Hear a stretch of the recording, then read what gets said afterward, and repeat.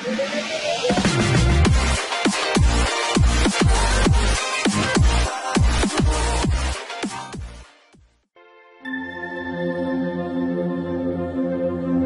حویلی کی عقبی گلی میں پہنچا تو ستاروں کے رخ رات تیسرے پہر کی اطلاع دے رہے تھے۔ صبح کاذب طلوع ہونے میں ابھی کوئی 3 گھڑی کا وقت تھا۔ دور سے اشباح کو عبدال غازی کی حویلی کا بیرونی حصہ دکھائی دے رہا تھا۔ یکا یک اشباح ٹھٹک گیا، اسے کسی خطرے کا احساس ہو رہا تھا۔ وہ اور بھی احتیاط سے قدم اٹھانے لگا۔ گلی میں کچھ آگے اسے مکانوں کے دریچے روشن نظر آئے۔ کچھ لوگ چھتوں پر بھی کھڑے تھے۔ سب لوگ حویلی کی جانب دیکھ رہے تھے۔ اچانک کچھ فاصلے سے شور سنائی دیا۔ کوئی 40-50 افراد بھاگتے ہوئے نمودار ہوئے اور خوفزدہ انداز میں بغلی گلیوں میں روپوش ہو گئے۔ ان کے عقب میں مسلح گھڑ سوار تھے جو انہیں منتشر کرنے کے بعد واپس چلے گئے۔ اشباح کو احساس ہو رہا تھا کہ حویلی میں کوئی تماشا ہوا ہے جسے دیکھنے کے لیے لوگ اکٹھے ہو رہے ہیں اور گھڑ سوار انہیں منتشر کر رہے ہیں۔ اشباح اسی ادھیڑ بن میں کھڑا تھا کہ دفعتاً کسی نے عقب سے آ کر اسے تھام لیا۔ اشباح بے حد پھرتی سے گھوما۔ مقابل ایک شناسا شخص تھا۔ اشباح فوراً پہچان گیا۔ وہ حویلی میں اس کی خدمت پر مامور تھا۔ اس وقت اس کا چہرہ دھواں دھواں ہو رہا تھا۔ اشباح کو دیکھ کر اس کے آنسو نکل آئے۔ رندے ہوئے گلے سے بولا، جناب بہت بڑا ظلم ہو گیا ہے، آپ کی جان خطرے میں ہے، فوراً میرے ساتھ آئیے۔ وہ بے قراری میں اشباح کا بازو پکڑ کر کھینچنے لگا۔ اشباح نے اسے روکتے ہوئے کہا، کچھ بتاؤ تو ہوا کیا ہے؟ وہ بولا، بس صاحب کچھ نہ پوچھو، آپ کے ساتھی پکڑے گئے ہیں۔ ظالموں نے بڑے صاحب کو جان سے مار ڈالا ہے، چھوٹے صاحب کے پیچھے آدمی لگے ہیں، پوری حویلی کو لوٹ لیا گیا ہے۔ اشباح کے جسم کا خون اس کی آنکھوں میں سمٹ آیا، سینہ شوق شہادت سے لبریز ہو گیا۔ ایک لمحے کے لیے اس کے جی میں آئی کہ تلوار بے نیام کر کے نعرہ تکبیر بلند کرتا ہوا آتش نمرود میں کود پڑے، دشمن سے اتنا لڑے کہ اس کے بازو شل ہو جائیں اور پھر اس کے بدن کے چیتھڑے اڑ جائیں اور ریشہ ریشہ خون شہادت میں ڈوب کر پیوند خاک ہو جائے۔ مگر پھر ایک سچے مسلمان سپاہی کی طرح اس نے اپنے جذبات کو لگام دی۔ وہ ایک بہت بڑے مقصد کے تحت یہاں پہنچا تھا۔ اس مقصد کے حصول کے لیے اسے جوش کے ساتھ ساتھ ہوش کو بھی بروئے کار لانا تھا۔ خادم ابھی تک بے چینی سے اس کا بازو کھینچ رہا تھا۔ اشباح اس کے ساتھ چل دیا۔ دونوں نیم تاریک گلیوں میں بھاگتے ہوئے حویلی سے کافی دور نکل آئے۔ آخر ایک کچی بستی کے چھوٹے سے مکان میں داخل ہو گئے۔ یہ مکان بھی پوری بستی کی طرح اندھیرے میں ڈوبا ہوا تھا، لیکن ایک کمرے کے خستہ دروازے میں سے روشنی پھوٹ رہی تھی۔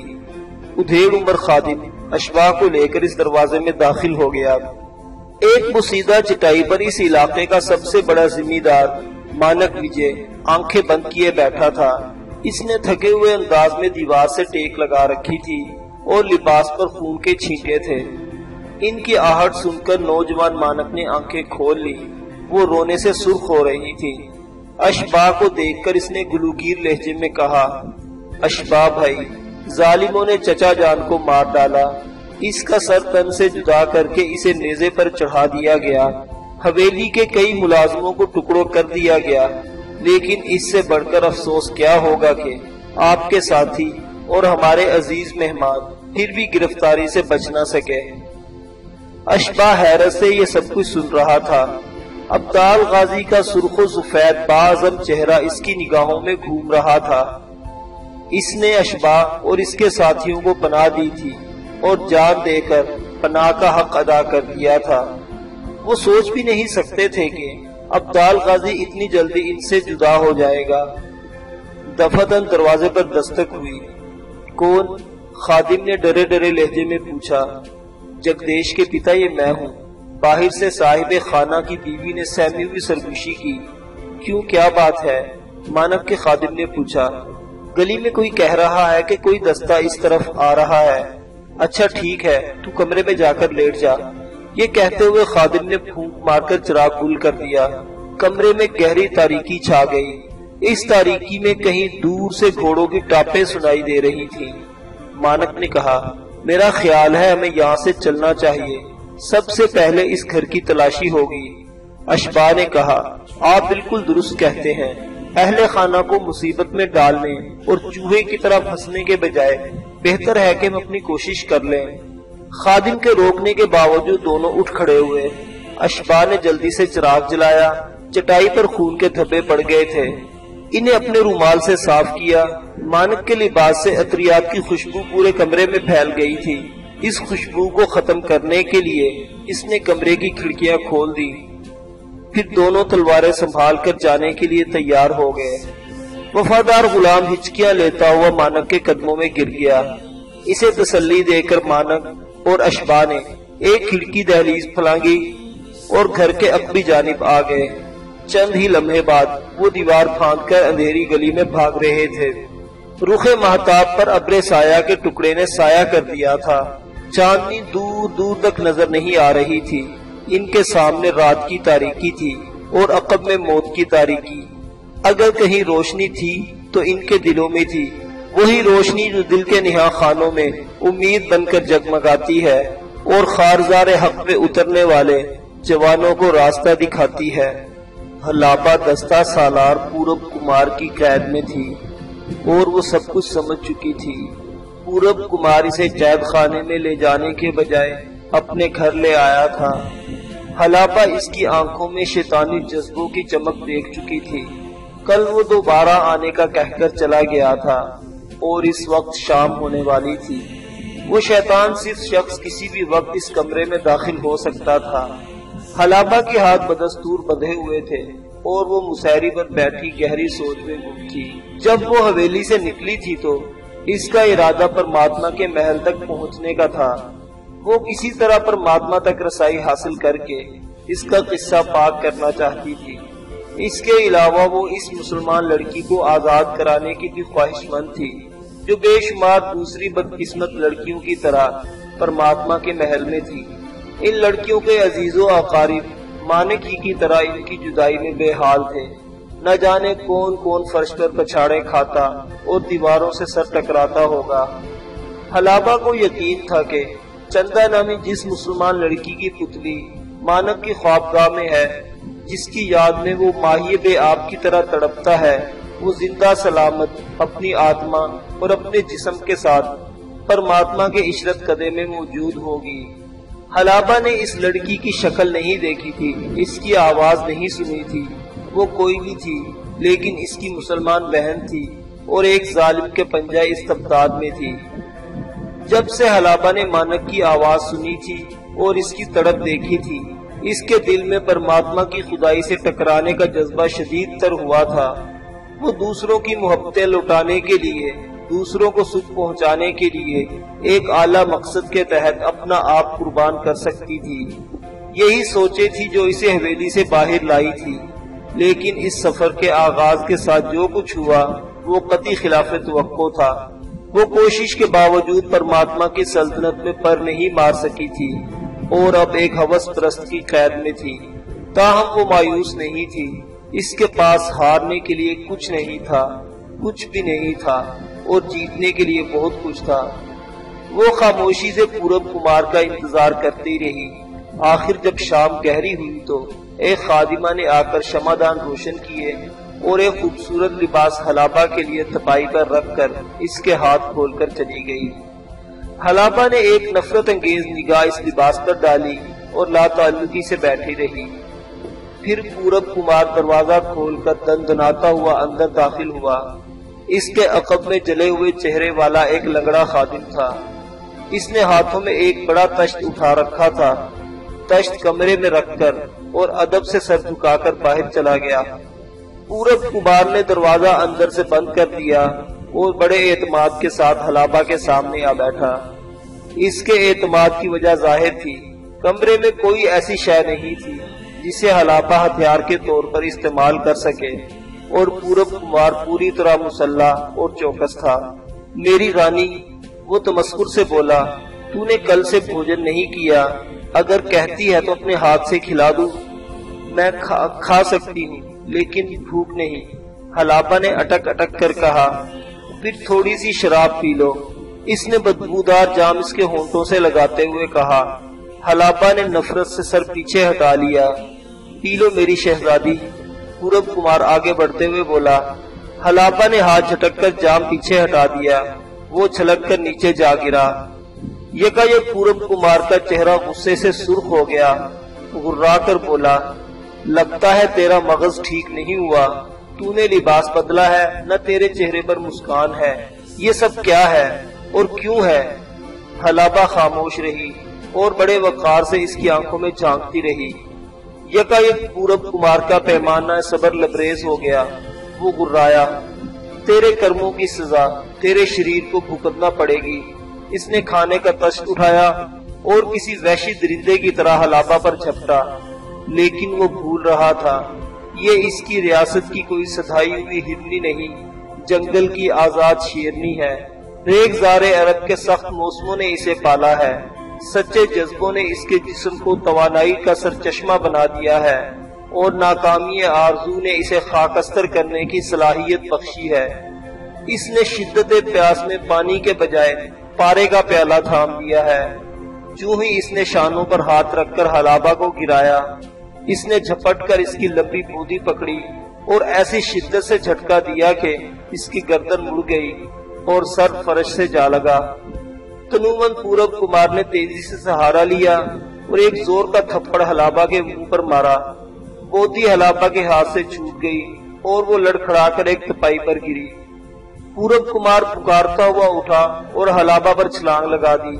وہ بے حد پھرتی سے کروٹ بدل گئی اور ایک زوردار ٹانگ اس کی پسلیوں میں لگائی۔ یہ ٹانگ کچھ ایسی کارگر ثابت ہوئی کہ پورب تکلیف سے دوہرا ہو گیا۔ اس نے جھکے جھکے اپنے پہلو سے پیش قبض کھینچ لی۔ تیزدار پیش قبض دیکھ کر حلابہ ایک ساعد کے لیے ٹھٹک گئی، مگر اگلے ہی لمحے اس نے تانبے کا گلدان اٹھایا اور پوری قوت سے پورب کے ہاتھ پر دے مارا۔ پیش قبض اس کے ہاتھ سے نکل کر چھناکے کے ساتھ فرش پر گری۔ حلابہ بجلی کی طرح لپکی اور پیش قبض اپنے قبضے میں کر لی۔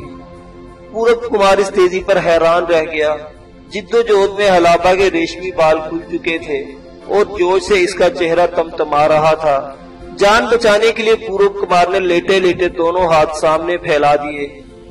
حلابہ کا وار اس نے بائیں ہاتھ پر روکا اور اس کی کلائی تھام لی۔ دونوں میں زبردست جد و جہد ہونے لگی۔ جوش و جذبے نے حلابہ کی جسمانی طاقت کو دوگنا کر دیا تھا۔ یکایک پورب کمار مدد کے لیے چلانے لگا، کنگلے کنگلے۔ اس کی تیسری آواز پر بغلی دروازہ کھلا اور وہی بگڑے ہوئے چہرے والا لنگڑا اندر داخل ہوا۔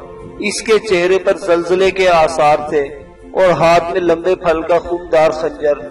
ایک لمحے کے لیے دروازے پر رک کر اس نے صورتحال کا جائزہ لیا اور پھر لپک کر حلابہ کے سر پر پہنچا۔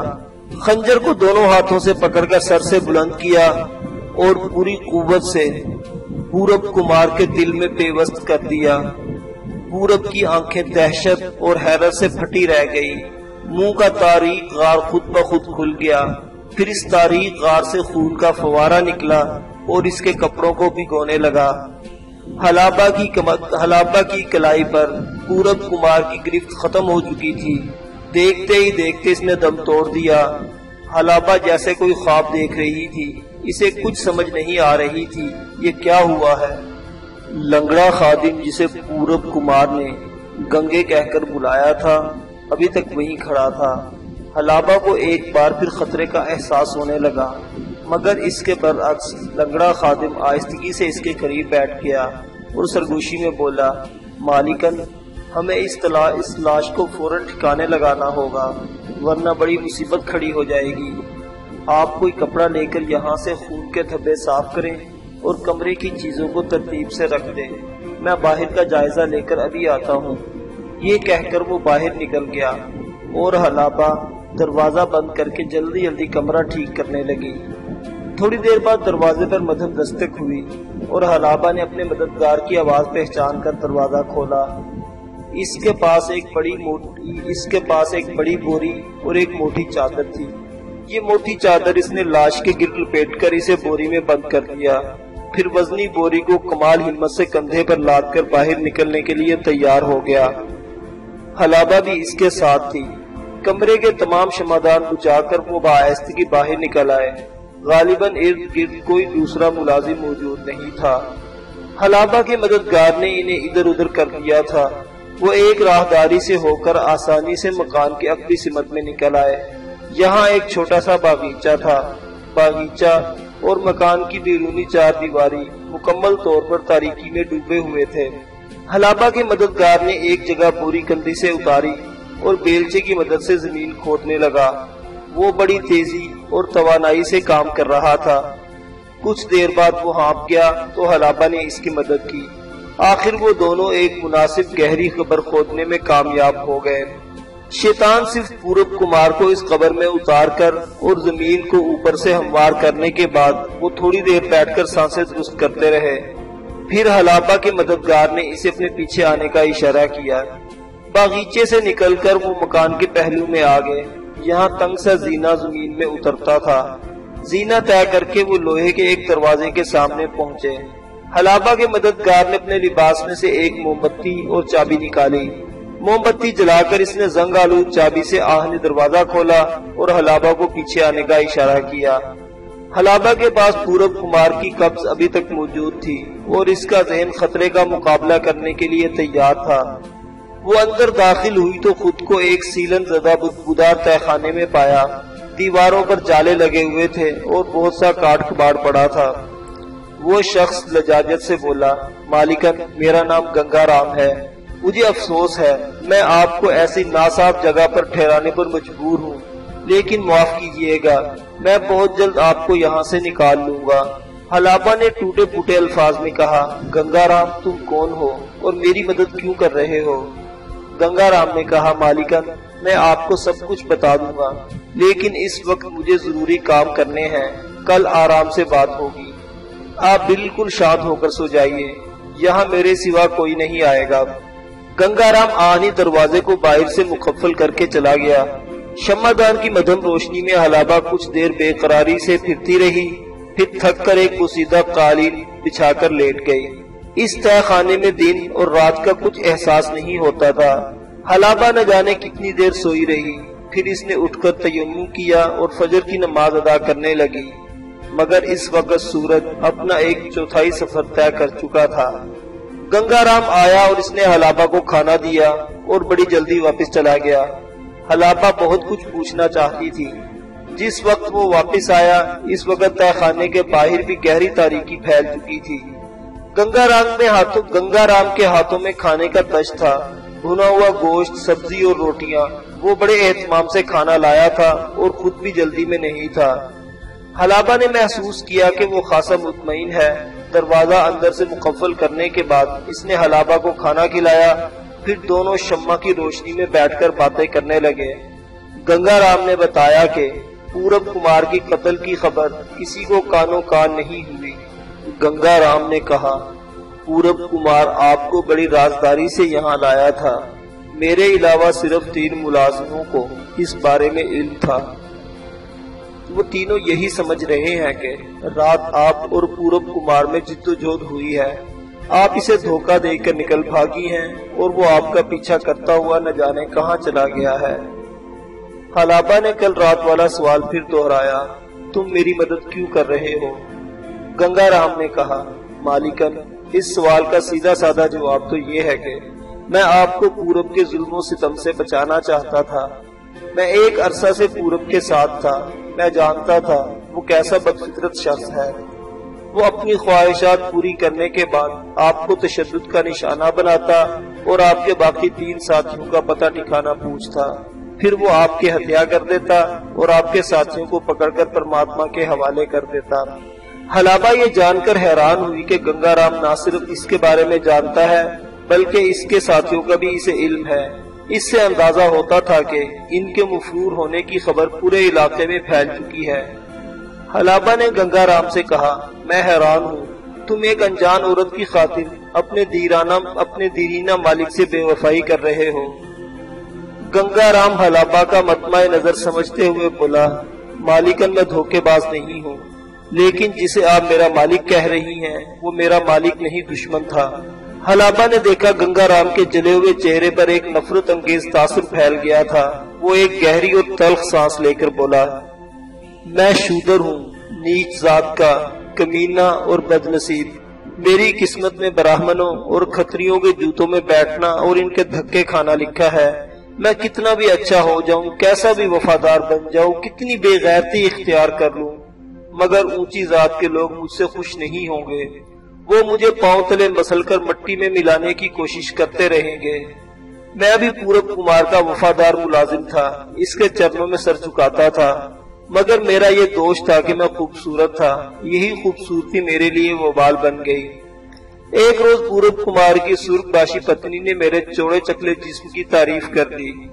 बस उसी रोज से पूरब कुमार अंदर ही अंदर मुझे सजाएं देने के लिए मुख्तलिफ बहाने ढूंढने लगा। हम नीच जात के लोगों के लिए हुक्म होता है कि धूप में चलते वक्त एहतियात रखें, कहीं हमारा साया किसी ब्राह्मण या खत्री के पवित्र जिस्म पर न पड़ जाए। एक रोज मुझसे इतनी सी गलती हो गई, मेरा साया पूरब कुमार के एक इज्जतदार मेहमान पर पड़ गया। वो गुस्से से आग बगोला हो गया। एक जलती हुई लकड़ी से मुझे इस कदर मारा कि देखने वालों ने कान को हाथ लगाने लगे। मेरी टांग टूट गई, चेहरा जल गया। असल में पूरब कुमार मुझे नहीं मार रहा था, वो मेरी खूबसूरती को मार रहा था। मुझे बदसूरत करके वो शांत हो गया। मैं शर्म का मारा मुंह छुपाकर कहीं चला जाना चाहता था, लेकिन मेरी सजा अभी खत्म नहीं हुई थी। पूरब कुमार ने मुझे जबरदस्ती अपनी खिदमत में रहने पर मजबूर कर दिया। मैं जब जले हुए चेहरे के साथ लंगड़ाता हुआ मकान में फिरता तो इस राक्षस के चेहरे पर जहरीली मुस्कुराहट खेल जाती। अब आप बताइए, वो मेरा मालिक था या दुश्मन? इसकी खिदमत में मैंने जो अजियतनाक साल गुजारे वो मैं ही जानता हूँ। कल रात भगवान ने मुझे वो शक्ति दी, वो मेरे सब्र का नतीजा थी। मैं आपको बचाना चाहता था। मैं जानता था आपके साथ क्या बर्ताव होने वाला है। मुझे आपकी सुंदरता और आपकी पवित्रता पर तरस आ रहा था। मैं आपको बचाना चाहता था। फिर जब मैंने देखा कि आपने बड़ी हिम्मत से राक्षस का मुकाबला शुरू कर दिया है और इसके दांत खट्टे कर रही हैं, तो मैंने फैसला कर लिया कि इस लड़ाई में आपको हारने नहीं दूंगा। जब इसने आपकी कलाई जकड़ ली तो मैं अंदर आने को बिल्कुल तैयार था। फिर इसकी आवाज पड़ते ही अंदर दाखिल हो गया। हलाबा एहसानमंदी की नजरों से गंगा राम का चेहरा देखने लगी। कुछ देर दोनों गुजरे हुए वाकयात को जहन में ताजा करते रहे। फिर गंगा राम ने कहा, मालिकन, मैं नहीं जानता आपके साथी इस वक्त कहाँ हैं और मुझे पूछने का हक भी नहीं, मगर इतना जरूर है कि आप इस पाप नगरी में अकेली निकलेंगी तो पूरब जैसे शैतान चारों तरफ से आप पर टूट पड़ेंगे। मुनासिब तरीन बात यह है कि आप अपने साथियों में वापस चले जाएं। हलाबा ने कहा, गंगा राम, तुम ठीक कहते हो। गंगा राम बोला, तो फिर आप बताएं, मैं आपको कहाँ तक पहुँचाने का बंदोबस्त करूँ? हलाबा ने बेख्याली में शम्मा के शोले को घूरते हुए कहा, गंगा राम, मैं पीछे नहीं आगे जाना चाहती हूँ। अगर तुम मेरे लिए कुछ कर सकते हो तो इतना करो, मुझे परमात्मा तक पहुँचने का तरीका बता दो। गंगा राम पुरख्याल नजरों से हलाबा को देखता रहा। फिर बोला, मेरा ख्याल है कि आप किसी बड़े इरादे से निकली हैं, लेकिन आप शायद इस अंधेर नगरी के बारे में कुछ ज्यादा नहीं जानती। परमात्मा तक पहुंचने से पहले तिलिस्म के एक ऐसे जाल से गुजरना पड़ता है जिसे सैकड़ों बरस से कोई नहीं तोड़ सका और न तोड़ सकेगा। माजी में कई बदकिस्मत ज्ञानी, ध्यानी, जादूगर और साधु ये कोशिश कर चुके हैं और इबरतनाक इंजाम से दो चार हुए हैं। अपनी नीच कमीनी अकल के मुताबिक मैं आपको सिर्फ इतना मशवरा दे सकता हूँ कि किसी खतरनाक इरादे से परमात्मा तक रसाई का ख्याल तर्क कर दें। हलाबा ने अजीब एतमाद से कहा, गंगा राम, मैं तुम्हारे मशवरे की कदरों कीमत जानती हूँ, लेकिन मेरे पास एक ऐसा इस्म आज़म है जो हर मुश्किल पर काबू पा सकता है। तुम कोई ऐसी सूरत बताओ कि मैं परमात्मा की अंधेर नगरी में दाखिल हो जाऊं। गंगा राम हलाबा की पुरअज़्म आंखों को देखता रहा। इन खूबसूरत आंखों में कोई ऐसी आग जल रही थी जो गंगा राम ने इससे पहले कभी नहीं देखी थी। इस आग में कुछ अनकही कहानियां थीं और ऐसी तपश थी जो पत्थर को राख बनावे का दावा करती थी। एकाएक ही गंगा राम के चेहरे पर चमक नजर आने लगी। वो पुरसोच लहजे में बोला, मालिकन, एक सूरत पैदा हो सकती है, लेकिन अभी यकीन से कुछ नहीं कहा जा सकता। آپ اچھی طرح سوچ وچار کر لیں۔ حلابہ نے کہا، گنگا رام، تم میری مدد کرو یا نہ کرو، مجھے ہر صورت جھیل کے پار پہنچنا ہے۔ میں نے جو سوچنا تھا سوچ چکی ہوں۔ مانک اور اشباح پورے 8 پہر سے درختوں کی اوٹ میں چھپے ہوئے تھے۔ ان کے چاروں طرف لمبی خودرو گھاس تھی۔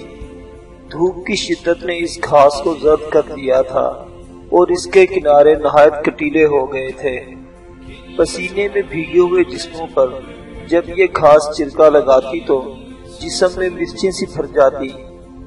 بھوک اور پیاس نے ان دونوں کو نڈھال کر رکھا تھا۔ لباس پھٹے ہوئے اور کیچڑ آلود تھے۔ قریب ہی ایک آبی نالا تھا، وہ اسے پار کر کے نسبتاً محفوظ علاقے میں پہنچ سکتے تھے، لیکن نالے پر کڑا پہرا تھا اور سرخ پوش گھڑ سواروں کی آوازیں یہاں تک سنائی دے رہی تھی۔ اب ان دونوں کو شب کی تاریکی کا انتظار تھا، یہاں سے نکلنے کے لیے قسمت آزما سکیں۔ اشباح کو رہ رہ کر ابدال غازی کی موت اور ساتھیوں کی گرفتاری کا غم بھی ستا رہا تھا۔ نہ جانے وہ اس وقت کہاں تھے اور ان پر کیا گزر رہی تھی۔ شام ہونے میں ابھی دیر تھی جب انہیں اپنے بالکل قریب گھڑ سواروں کی آوازیں سنائی دینے لگی۔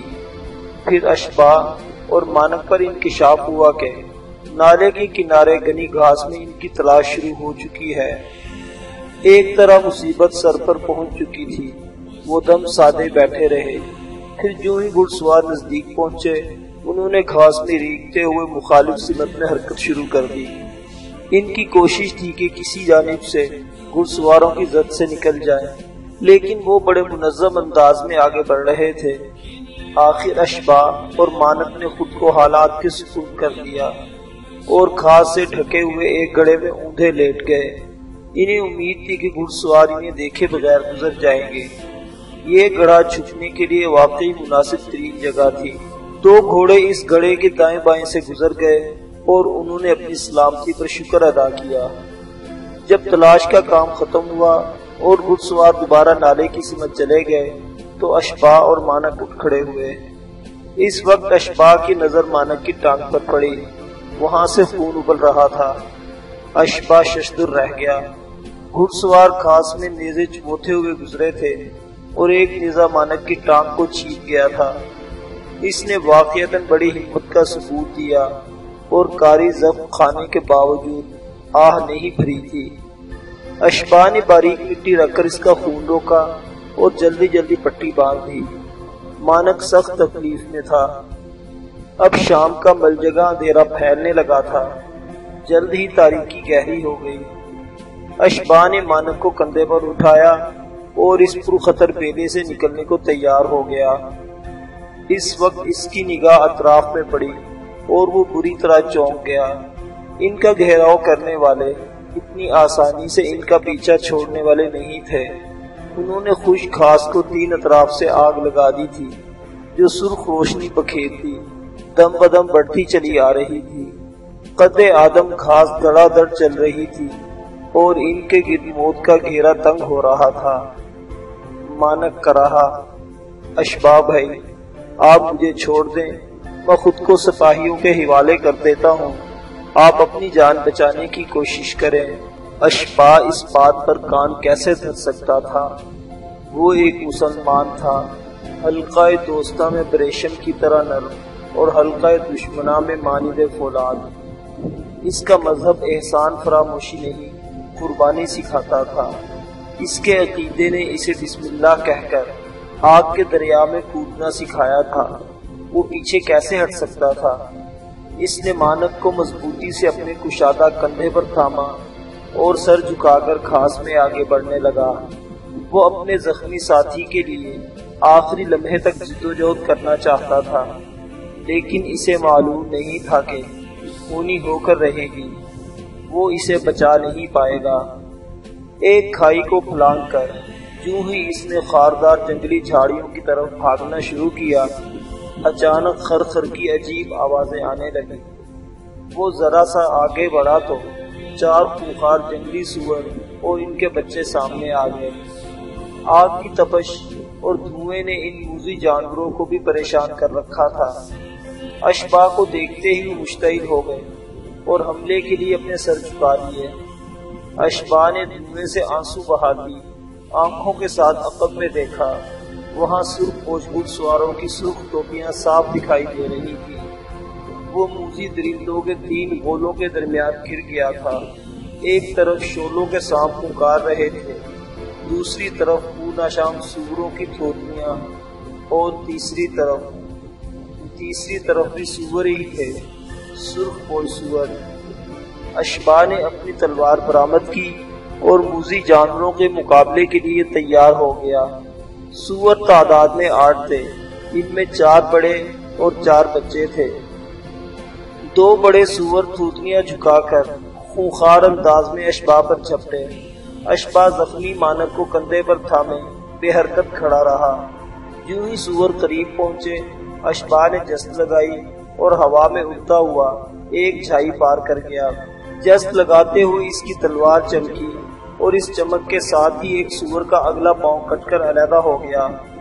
زخم کھا کر موذی جانور لمبی زرد گھاس میں لوٹ پوٹ ہونے لگا، جبکہ اس کے ساتھی رخ پھیر کر ایک بار پھر اشباح کی طرف بڑھے۔ اس بار ان سوروں میں غضب سے زیادہ خوف کا عنصر تھا۔ اشباح نے محسوس کیا کہ موذی جانور آگ کی تپش سے سخت گھبرائے ہوئے ہیں، اور اگر وہ ان کا راستہ چھوڑ دے تو وہ سیدھے نکل جائیں گے۔ پھر اس نے ایسا ہی کیا۔ جو ہی جانور غراتے ہوئے اس کے قریب پہنچے، اس نے پھرتی سے ان کا راستہ چھوڑ دیا۔ سور الجھے بغیر سرپٹ بھاگتے چلے گئے اور ان کا رخ سرخ پوشوں کی طرف تھا۔ اشباح نے دھوئیں کے مرغولوں میں دیکھا 2 سرخ پوش سوروں کی ٹکر کھا کر چلاتے ہوئے ہوا میں اچھلے اور کچھ بدحواسی میں دائیں بائیں بھاگے۔ دیکھتے ہی دیکھتے مشتعل جانوروں نے سرخ پوشوں میں بھگدڑ مچا دی۔ لمبی زرد گھاس کے گرد سرخ پوشوں کا حصار اس مقام پر ٹوٹ گیا۔ یہ لمحے اشباح کے لیے بہت قیمتی تھے۔ اس نے فوری فیصلہ کیا اور دھوئیں کے مرغولوں میں ڈوبتا ابھرتا آبی نالے کی طرف بھاگا۔ مانک اس کے کندھے پر تھا اور کبھی کبھی اس کی کراہ اشباح کے کانوں میں گونج جاتی۔ نالے کے کنارے ایک بلند ٹیلا تھا۔ بارش کے پانی نے ٹیلے کی مٹی میں دراڑیں بنا رکھی تھی۔ اشباح اس ٹیلے پر چڑھ کر دوسری جانب نالے میں اتر سکتا تھا، مگر یہ ٹیلا گھاس سے بالکل خالی تھا۔ لہٰذا جو ہی اشباح ٹیلے کے دامن سے نکل کر ڈھلوان پر پہنچا، سرخ پوش سپاہی چلانے لگے، پھر 2 اطراف سے ان کی طرف بھاگے۔ رک جاؤ، رک جاؤ، وہ دھمکی آمیز انداز میں پکار رہے تھے، مگر رکنے کا مطلب بے بسی کی موت تھا، اور اشباح ایسی موت مرنا نہیں چاہتا تھا۔ اس نے سوچ رکھا تھا کہ اگر اسے مرنا ہی ہے تو اس کی موت پرماتما کی ریاست میں ایک یادگار موت ہوگی، کفر کی اندھیر نگری میں روشنی کے انقلاب کو جنم دے گی۔ وہ جسم کی پوری قوت سے ٹیلے پر چڑھتا چلا گیا، پھر تیر سنسناتے ہوئے اور خاموش سرگوشیاں کرتے ہوئے اس کے دائیں بائیں سے گزرنے لگے۔ اچانک ایک تیر اس کی ران اور دوسرا پنڈلی میں اتر گیا۔ پوری کوشش کے باوجود اشباح خود کو سنبھال نہ سکا۔ وہ لڑکھڑایا اور پہلو کے بل ٹیلے کی بھربھری مٹی پر گرا۔ مانک پر سے اس کی گرفت ختم ہو گئی۔ وہ اس کے کندھے پر سے پھسلا اور لڑکتا ہوا نشیب کی طرف بڑھتا چلا گیا۔ بڑی تیزی سے اشباح نے خود کو سنبھالا اور پاؤں پر کھڑا ہو گیا۔ مانک اس وقت دامن کی گھاس میں پہنچ چکا تھا۔ اشباح نے گھاس میں سے اس کا سر برآمد ہوتے دیکھا اور پھر اٹھنے کی کوشش کر رہا تھا۔ پھر چاروں طرف سے مشعلیں لپکی اور سرخ پوشوں نے اسے دبوچ لیا۔ اشباح کا جی چاہا کہ وہ اس کی مدد کو پہنچے، مگر اس نے اپنے بے قرار قدموں کو روک لیا۔ اب یہ کوشش لا حاصل تھی۔ اس نے دل ہی دل میں مانک کو خدا حافظ کہا اور پلٹ کر دوبارہ ٹیلے کی چوٹی کی طرف بڑھا۔ ایک بار پھر سرخ پوشوں کے للکارے گونجے اور تیروں کی دوسری بوچھاڑ آئی، تاہم خوش قسمتی سے وہ محفوظ رہا۔ چوٹی پر پہنچتے ہی اسے 50-60 قدم نشیب میں نالے کا تیز رفتار پانی چمکتا دکھائی دیا۔ وہ ٹانگ کے زخموں کی پرواہ کیے بغیر تیزی سے پانی کی طرف بڑھا۔ تاریکی میں ایک جگہ پر اس کا پاؤں پھسلا اور وہ پشت کے بل گر گیا۔ اس کے گرنے سے مٹی اور ریت کا ایک بڑا تودا لڑکا اور پھر گونجدار آواز سے نالے میں جا گرا۔ اس کے ساتھ ہی نالے کی طرف سے سپاہیوں کی آوازیں سنائی دیں۔ اشباح کے دماغ میں روشنی سے بھر گئی۔ نالے میں تودے کا گرنا اس کے لیے نیک شگون ثابت ہوا تھا، بلکہ اس کے لیے سلامتی کا دروازہ کھول رہا تھا۔ سرخ پوشوں نے اسے نالے کی طرف بڑھتے دیکھا اور اب تودا گرنے کی آواز سے وہ سمجھ رہے تھے کہ اس نے پانی میں چھلانگ لگا دی ہے۔ اشباح نالے میں کودنے کا ارادہ ملتوی کر کے وہیں ایک کھائی میں لیٹ گیا اور وقت کا انتظار کرنے لگا۔ حلابہ اسی تہہ خانے میں تھی جہاں گنگا رام نے اسے پورب کمار کو دفنانے کے بعد چھوڑا تھا۔ وہ پچھلے 8 پہر سے بے قراری کے ساتھ گنگا رام کا انتظار کر رہی تھی۔ گنگا رام نے اس سے کہا تھا کہ وہ کل آ کر اسے ایک اہم بات بتائے گا۔ آخر خدا خدا کر کے تہہ خانے کے دروازے پر آہٹ ہوئی اور گنگا رام لنگڑاتا ہوا اندر آ گیا۔ اس کے ہاتھوں میں کھانے کا تش تھا۔ حلابہ کو بھوک تو نہیں تھی، مگر اس نے گنگا رام کا دل رکھنے کو چند لقمے لیے۔ گنگا نے اس کی بے دلی دیکھی تو مسکرا کر بولا، مالکن، لگتا ہے آپ کو کھانے سے زیادہ میری باتوں کو اہمیت دیتی ہیں۔ حلابہ نے کہا، پہلے تو ایسا نہیں تھا، مگر آج ضرور ہے۔ میں جاننا چاہتی ہوں کہ تمہارے ذہن میں وہ کون سی تدبیر ہے جو مجھے پرماتما کے محل میں پہنچا سکتی ہے۔ گنگا نے اطمینان سے بیٹھتے ہوئے کہا، مالکن، بات دراصل یہ ہے کہ چند روز بعد پرماتما کے محل میں جادوگری کا ایک زبردست مقابلہ ہو رہا ہے۔ اس مقابلے میں ریاست بھر کے ساحر، شوکدہ باز اور سفلی علم کے ماہر حصہ لے رہے ہیں۔ اس مقابلے میں حصہ لینے کے لیے ہر فنکار کو اپنے ساتھ ایک مددگار لے جانے کی اجازت ہوتی ہے۔ میں چاہتا ہوں کہ کسی طرح مجھے اس مقابلے میں شریک ہونے کی اجازت مل جائے تو میں آپ کو ساتھ لے جاؤں۔ حلابہ حیرانی سے بولی، تم جادوگر ہو؟ گنگا رام نے کہا، جادوگر کا رتبہ یہاں بہت اونچا ہے، میں صرف ایک شوکدہ باز ہوں۔ یہاں شوکدہ بازوں کے بھی 2 درجے ہیں، آپ مجھے ادنا درجے کا شوکدہ باز کہہ سکتی ہیں۔ کئی برسوں سے میں شوکدہ بازی کے میدان میں سر کھپا رہا ہوں۔ حلابہ نے کہا، کیا تم اس مقابلے میں شریک ہو سکتے ہو؟ گنگا نے سوچتے ہوئے کہا، یقین تو نہیں، لیکن آشا ضرور ہے۔ میرے ہاتھ ایک انوکھا شوکدہ آیا ہے، اگر یہ شوکدہ کامیاب ہو گیا تو ہو سکتا ہے پرماتما کے روبرو جانے کا موقع مل جائے۔ حلابہ نے پوچھا، کامیابی سے تمہارا کیا مطلب ہے؟ گنگا نے جواب دیا، پرماتما کے محل میں ہونے والے اصل مقابلے سے پہلے جادوگروں اور شوکدہ بازوں کی آزمائش کی جاتی ہے۔ اس آزمائش کی نگرانی ریاست کا مہان جادوگر افدیلہ جام کرتا ہے۔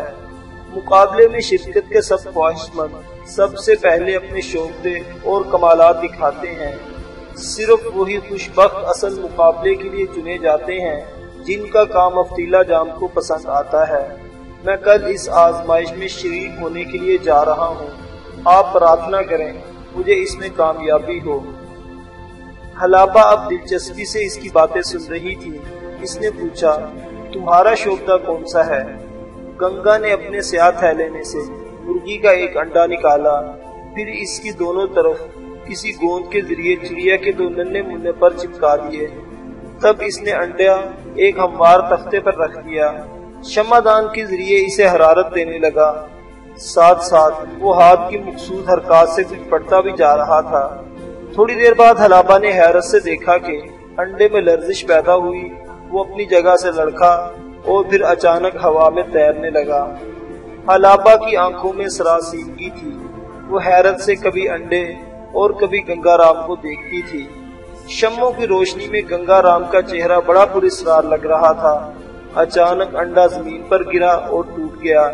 اس کے اندر چھلکوں پر کسی بدبودار نیلے سیال کے قطرے چمک رہے تھے۔ یہ سب کیا ہے؟ حلابہ نے اپنی حیرت ظاہر کی۔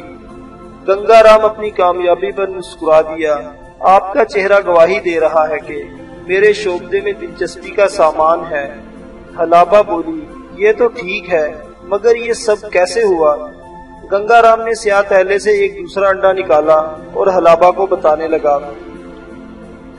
یہ دیکھیں مالکن، میں نے اس میں ایک چھوٹا سا سوراخ کیا ہے، پھر نلکی کے ذریعے اس میں تمام زرد اور سفید مادہ نکال لیا ہے۔ اس خالی انڈے کے اندر ایک کیمیائی مرکب کے چند انڈے ڈال دیتا ہوں، بعد میں موم کے ذریعے انڈے کا سوراخ بند کر دیتا ہوں۔ دیکھنے پر یہ سوراخ بالکل نظر نہیں آتا، بعد ازاں ہلکے پھلکے پر چپکا کر اس انڈے کو دھوپ میں رکھ دیتا ہوں۔ اندر کا کیمیائی مادہ بے حد تبخیری ہے، گرمی پہنچتے ہی بخارات بنتے ہیں اور انڈا ہوا میں تیرنے لگتا ہے۔ حلابہ اس شعبدے پر خاصی حیران ہوئی۔ گنگا کچھ دیر اپنے شعبدے کی باتیں کرتا رہا، پھر گفتگو کا رخ پورب کمار کی طرف مڑ گیا۔ حلابہ کے پوچھنے پر گنگا نے بتایا کہ اب سب معاملات ٹھیک ہیں، گھر میں کسی کو شبہ نہیں ہے کہ گھر کا مالک اپنے ہی گھر کے باغیچے میں ابدی نیند سو رہا ہے۔ کچھ دیر بات چیت کے بعد گنگا کل آنے کا وعدہ کر کے اس تہہ خانے سے چلا گیا۔